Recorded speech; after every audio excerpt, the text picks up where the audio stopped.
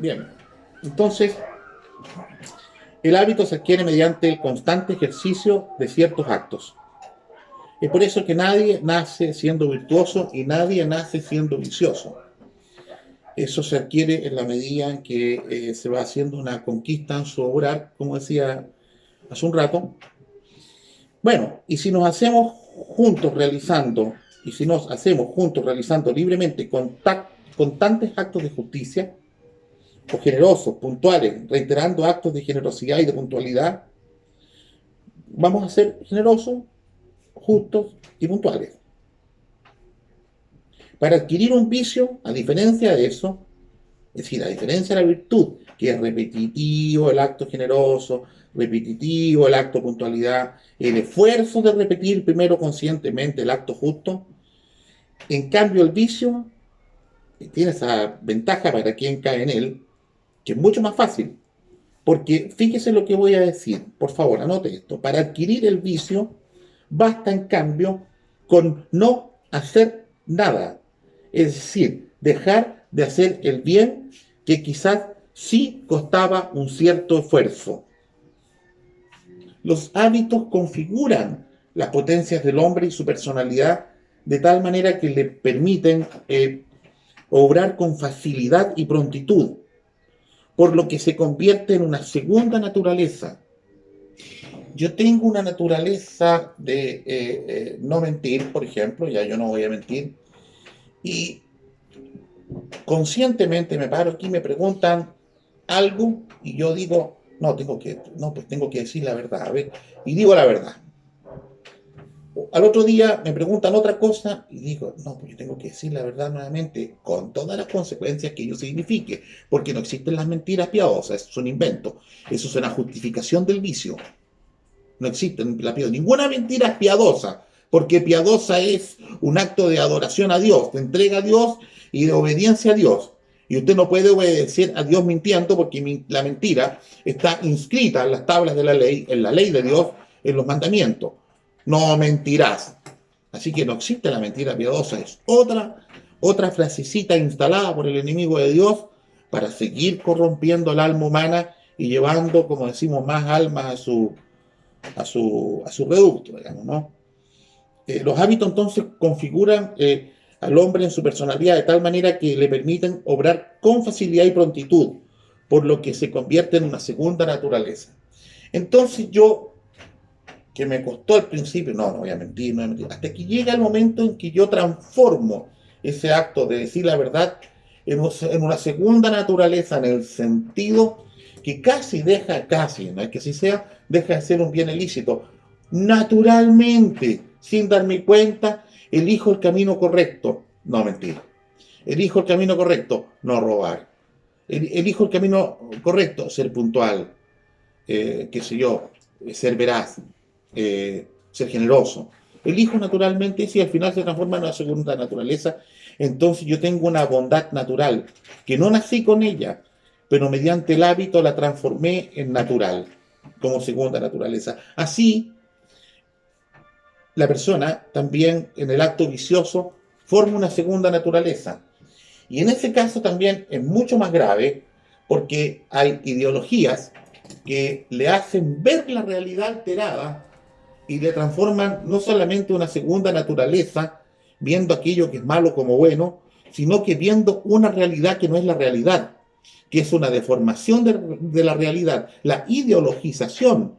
Por ejemplo, en el caso de los pensamientos hegeliano-marxianos o hegeliano-marxistas, son alteraciones de la realidad, pero además, conforme a los puntos, a las pautas entregadas por ese manifiesto, también yo tengo una segunda naturaleza que hace viciosa.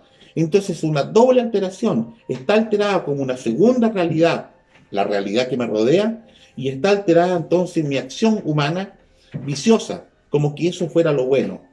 Y entonces puedo terminar diciendo que la mentira, el robo y el asesinato no son buenos ni malos en cuanto en sí mismos, sino que son buenos si están conformes a lograr la dictadura del proletariado o no lograrla. Entonces aquello que es contrario a mi proceso revolucionario es algo malo. ¿Mm?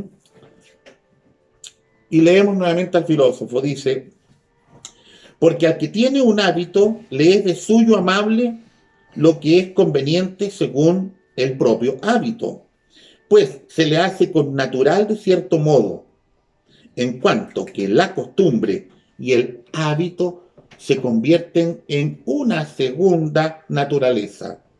Más, lo que le conviene a uno según el hábito vicioso es algo que excluye un bien espiritual. En el caso del bien se transforma en una segunda naturaleza. En el caso del mal, solo basta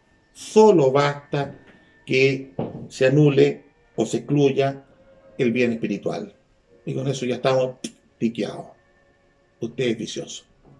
El hábito predispone a obrar fácil y prontamente en la dirección a la que se dirige, si son las virtudes las que perfeccionan a la persona en su obrar moral.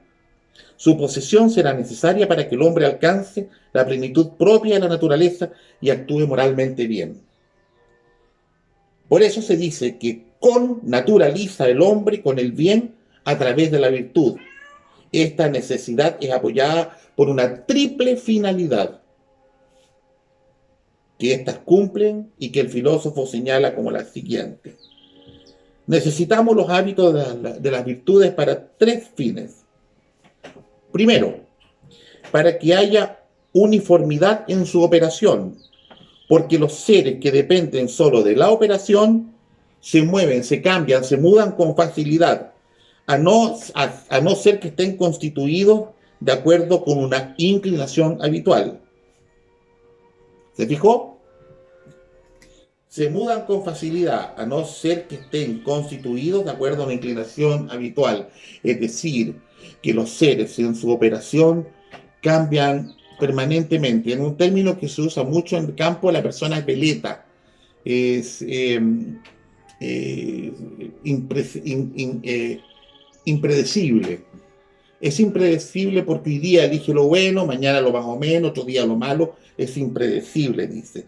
Pero gracias al hábito yo me hago predecible en mi inclinación, me hago habitual. No, fulano, no te preocupes, él siempre dice la verdad. Segundo fin de los hábitos, para que la operación perfecta se produzca fácilmente, como lo dijimos al principio del video, para que fluya naturalmente, para que fluya sin esfuerzo, casi de manera mecánica, pero no una mecánica, mecanicismo materialista, sino que en un acto mecánico, así, casi inconsciente. Pues, a no ser que la potencia racional esté de algún modo inclinada a un fin, convendrá siempre cuando sea necesario obrar que preceda a la búsqueda de la operación, como es evidente con respecto de aquel que quiere reflexionar sin tener todavía el hábito de ciencia, o del que quiere obrar virtuosamente careciendo del hábito de la virtud. ¿Se fija? Dice, pues, a no ser que la potencia racional esté de algún modo inclinada a un fin, a no ser que sea eso, convendrá entonces que sea necesario obrar y que preceda la búsqueda de la operación. ¿Qué cosa? El análisis de lo que voy a hacer. Por allí el filósofo decía, el logos precede al ethos, el conocimiento del bien precede al acto ético. Primero lo conozco, en un principio, después ya va a ser mecánico. Y tercer elemento que tiene que ver con estos fines de los hábitos, de las virtudes, para que la operación perfecta se remate de un modo placentero. Esto acontece por medio del hábito porque al ser algo a modo de la propia naturaleza, hace su operación como natural y por lo tanto deleitable. Esto hace entonces que lo primero, que evite que el primer fin entonces es que usted no cambie, no tenga variaciones en su obrar hacia el bien, que se mantenga por el hábito en el bien. Segundo, que sea algo fluido, fácil. En la medida que va avanzando en el hábito, se vaya haciendo fácil. Y tercero, se va haciendo deleitable, mire usted. ¿Y sabe por qué?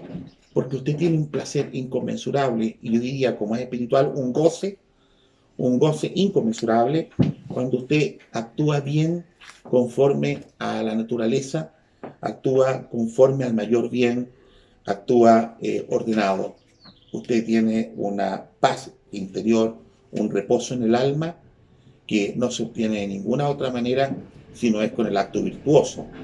Cuando usted es virtuoso, incluso mejora el autoconcepto de sí mismo. No es soberbia, es simplemente el placer, la alegría, la tranquilidad de saber que usted con todas sus miserias está operando en un movimiento concordante, en línea o alineado con lo que está aprendiendo en las lecturas de vida ascética, con lo que está aprendiendo de las lecturas espirituales o con lo que está pidiendo en la oración. ¿Ya? La conveniencia es causa de satisfacción, por lo que el filósofo consigna como signo del hábito la complacencia de la operación. Esto está en su libro Las virtudes en general.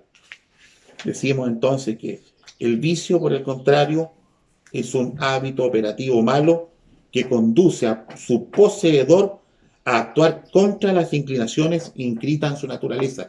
Y aquí volvemos al tema de la naturaleza. Usted, por participación lejana con quien lo hizo, tiene en el fondo, allá infinitesimalmente en su alma, el orden al bien. Cuando usted actúa viciosamente, está actuando en contra de su naturaleza, que por sí misma debiese estar inclinada al mayor bien, por participación con su autor. Porque del mismo modo como el cuadro, la pintura o la arquitectura refleja algo del autor, usted como creación de Dios también refleja algo del autor.